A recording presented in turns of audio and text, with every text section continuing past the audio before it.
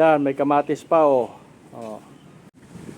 Daming mga bunga yung mga talong natin mga idol dito sa ating garden.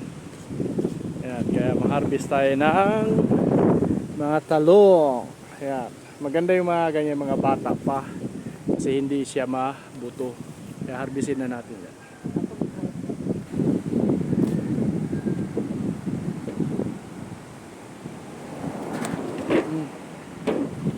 Ano hindi?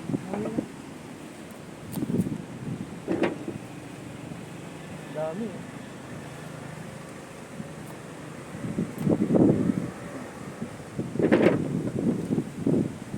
Bunga sa ating garden.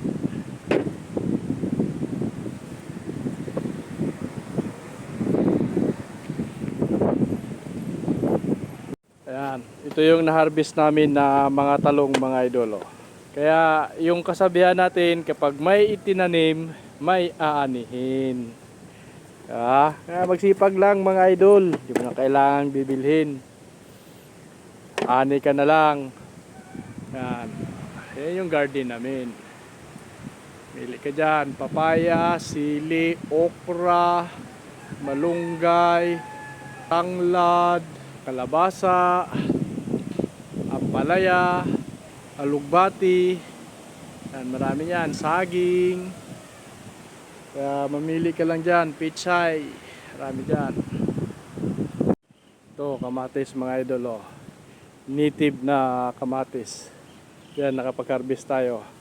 4 lang.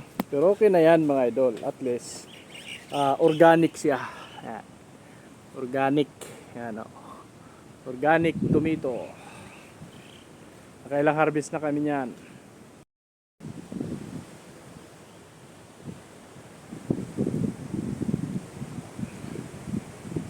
Biwig tayo sa ating munting garden mga idol. Yan sa gilid na yan.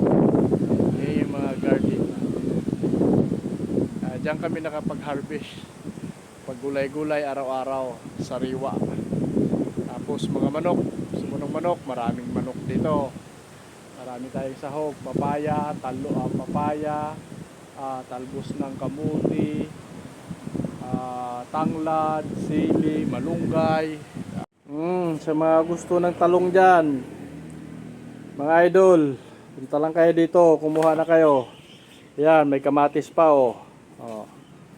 Inarbis ko na to, mga mura pa to. Maganda to gulayin kasi hindi pa to mabuto. Pangit kasi pag yung matanda na harbisin mo kasi mabuto. Ito mga mura pa yan. Kumuha na kayo dito mga idol. Libre na yan. Para sa atin yan.